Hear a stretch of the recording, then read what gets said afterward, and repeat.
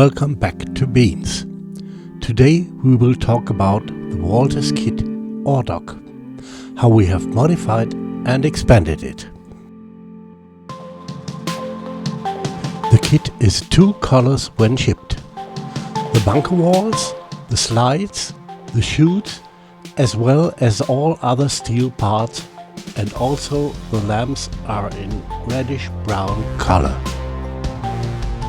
The base plate as well as the deck plates are finished in a light beige.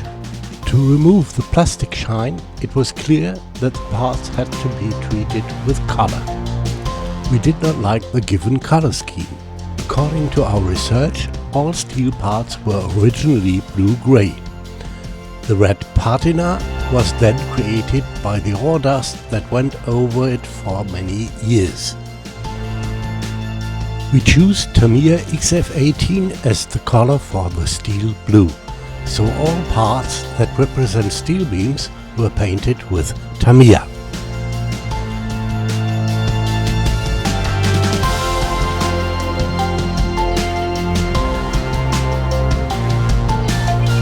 The inside of the chutes are scuffed bare by the ore, so the inner parts of the chutes as well as the inner sides of the pockets should be colored metal silver with Revell 91. Even though there's no proof for the inside of the pockets, we did it that way. In the model it is hardly visible. The pocket fronts were painted dark brown.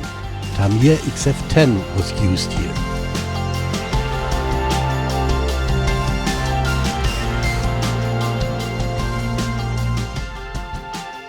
For the chutes, we choose different tints between reddish brown and brown. Revell 36 was chosen as the base color and sometimes with more or less brown. Even in the original, the chutes do not have a uniform coloring. The deck plates, we let our imagination run wild and used Tamiya XF22 for them, a matte gray. The railings, we choose a light grey, Tamiya XF12.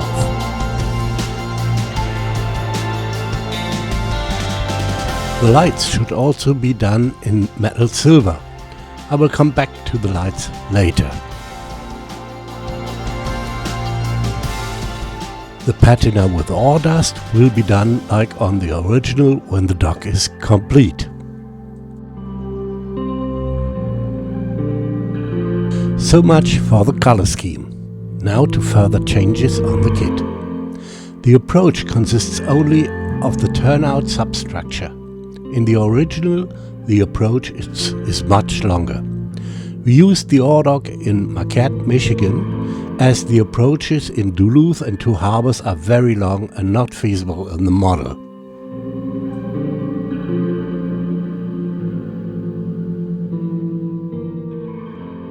Since we have 8 kits available, our Andy has built the extension of the approach from the turnout substructures that are left.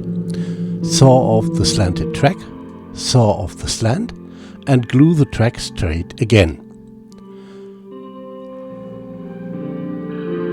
There are also enough steel beams left over for the substructure from the leftover kits.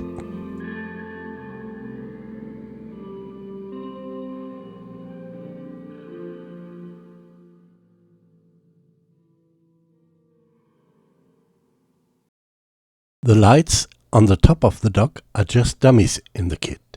We did not like that. Lightning needs to go in here.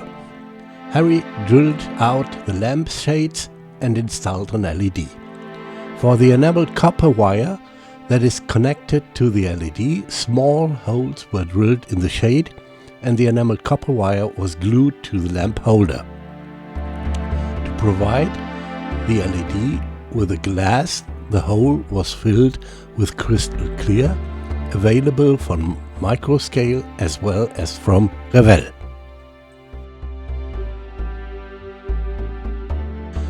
At the bunker fronts, there are walkways in the original.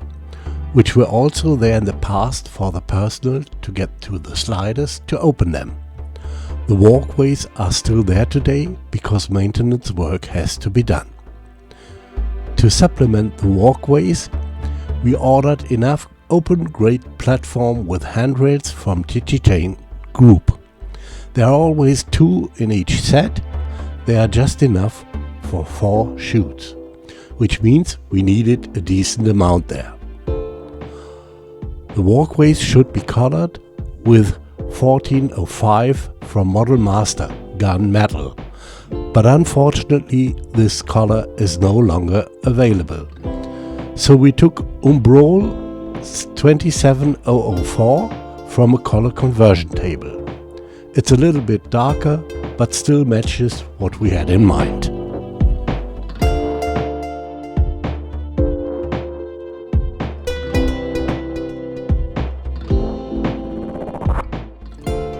To get from the dock platform to the walkways, the original has ladders with safety cages at larger distances. These are not included in the kit, but they are also available from Walthers as a brass-edged part. So, buy them, assemble them and paint them yellow.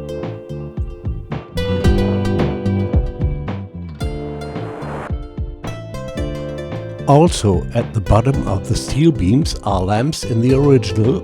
In the kit they are not present. After we couldn't find anything good in the accessories, we built the lamps from evergreen profiles and equipped them with LEDs. Of course, again with crystal clear.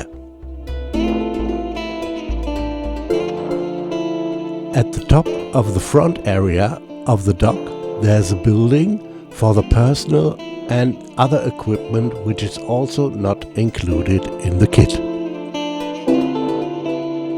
The construction that was found at the ore docks of the Great Northern was to elaborate for us. If you are interested, you are welcome to do some research on the internet. Here too we took our cue from the ore dock in Michigan. Andy designed the building himself from various parts, with lighting of course.